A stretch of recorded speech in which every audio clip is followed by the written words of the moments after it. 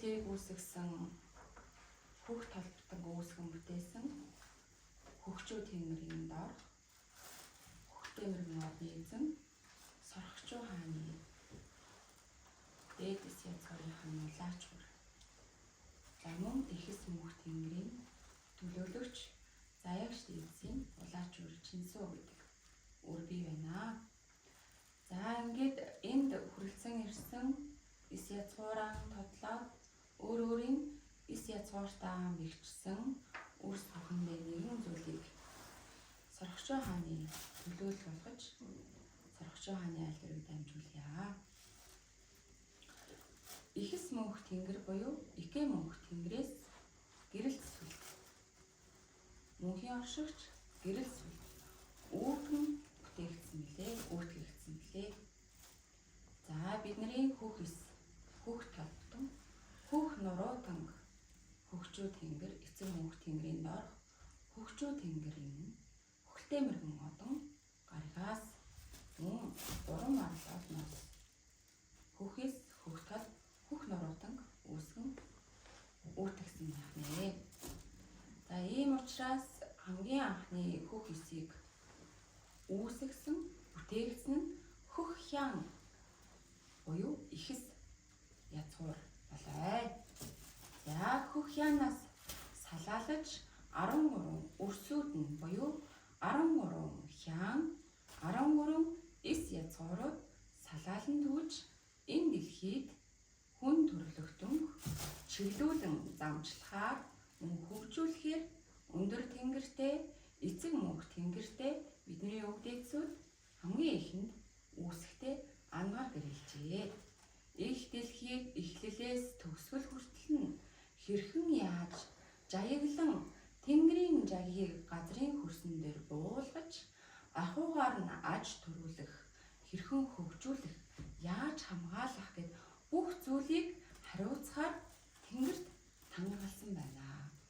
Ийм учраас хөх толботой хөх эстэй хөх нуруутан өрс бид их дэлхийдээ өндөр үүрэгтэй тэнгэр заяатай язгуурын үрс болж өдий хүрээд байна. За та бүхэнд 13 хян болоод хяадын тухай ялгамжийг та бүхэнд тодорхой хэлж өгье. За хян гэдэг нь эхний эс үүсвэр гэсэн үг. Их үүсвэр. Хян. Хяад гэдэг нь хянаас салаалсан өрсүүдийг хэлж байгаа. Хяад гэдэг нь олон тооноор буюу хянаас салаалсан өрсүүдийг хяад гэж нэрлэдэг байх нэ.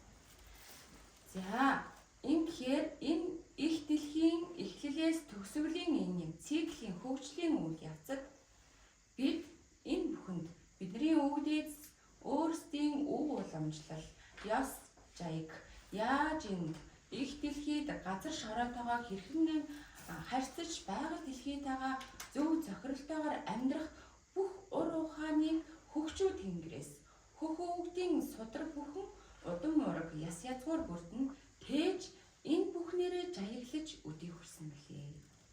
За энэ төгсгөлийн энэ үед дунд ястан, үндэстэн, омогтон омог отог гээд олон янзаар салаалан хөгжиж өөрийн чадвараараа нэг омог отог яс болж өөрийн өвгдөл чадамжаараа нэг омог отог яс болж салаалж 13 хян 13 эс язгуураас салаалж энэ зэгт иржээ.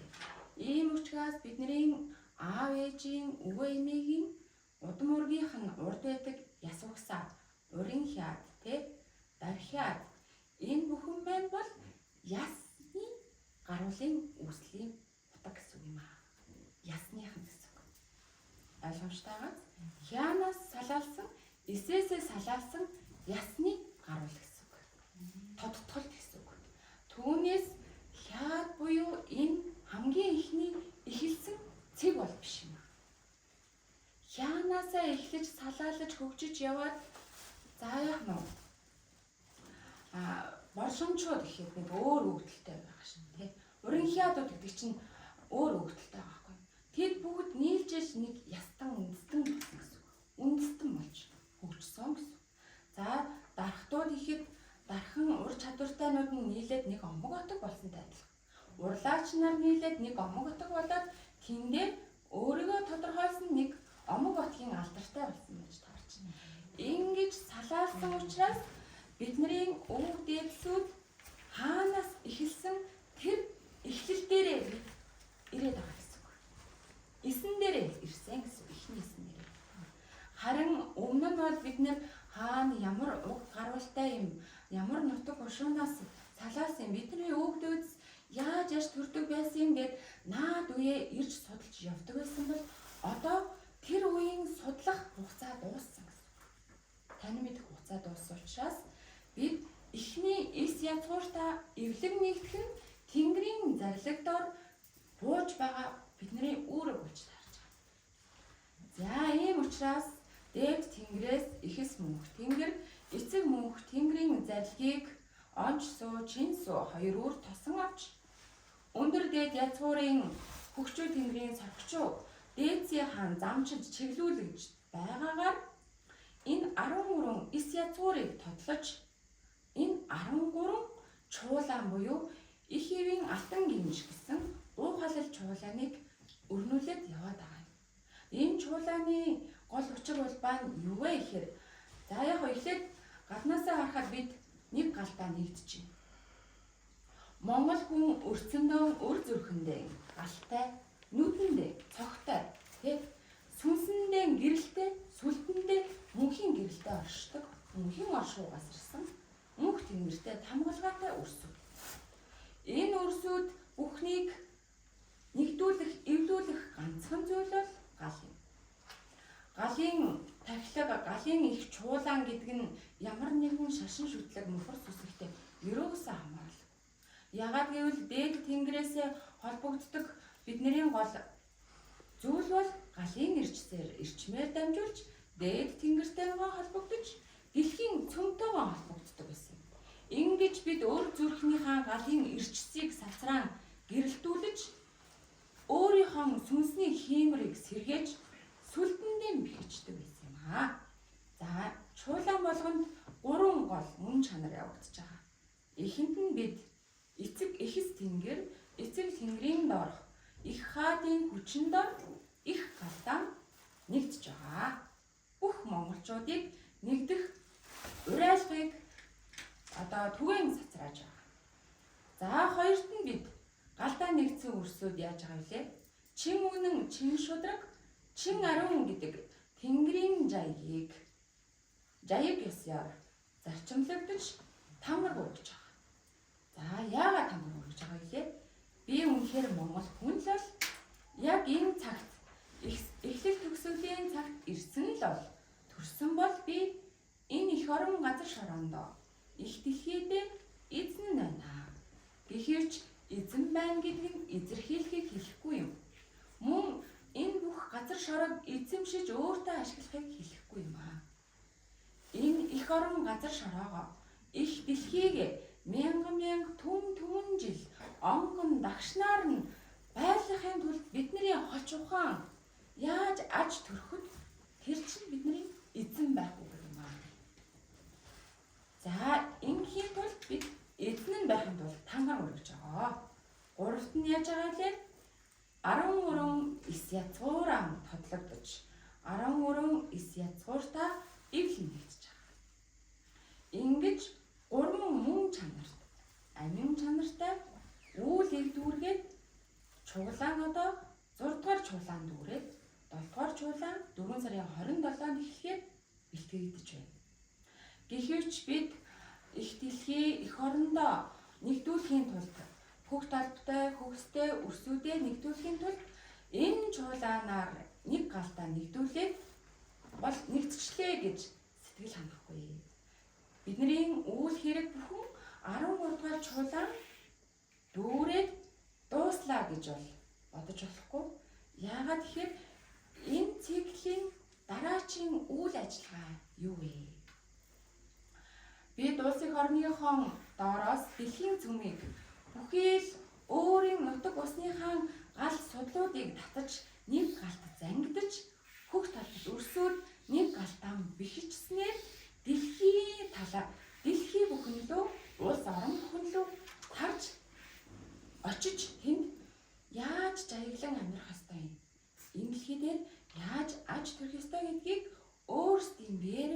өөрсдийн ахуй амьдралаараа түгээх юм.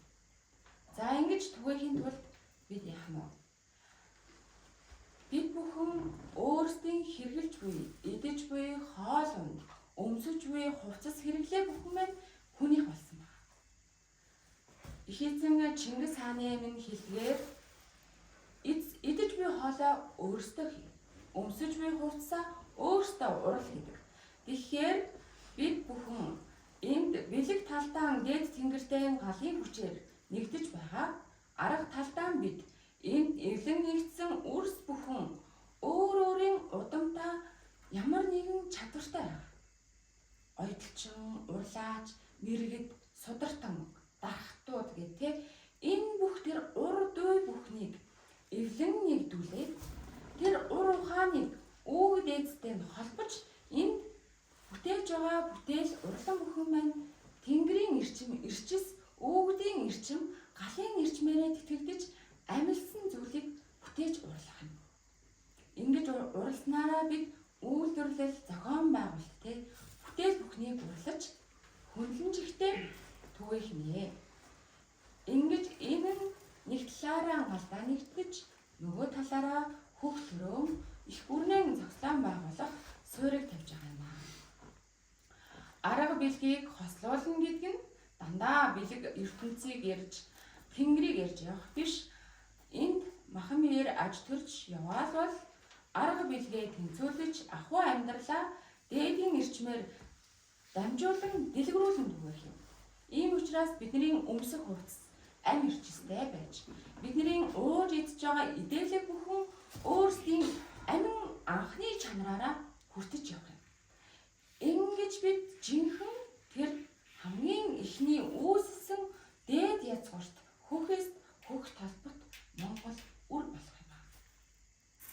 За мөн дээрэс нь энэ бүхнийг хураан нэгдүүлэхийн тулд үрс бүхэн, яс бүхэн, отог омог бүхэн энд Тэнгэрийн дуудлагаар ирж өвгдийнхөө мэдээ судрыг сонсон байж, танин байж энд нэгдэх ёстой.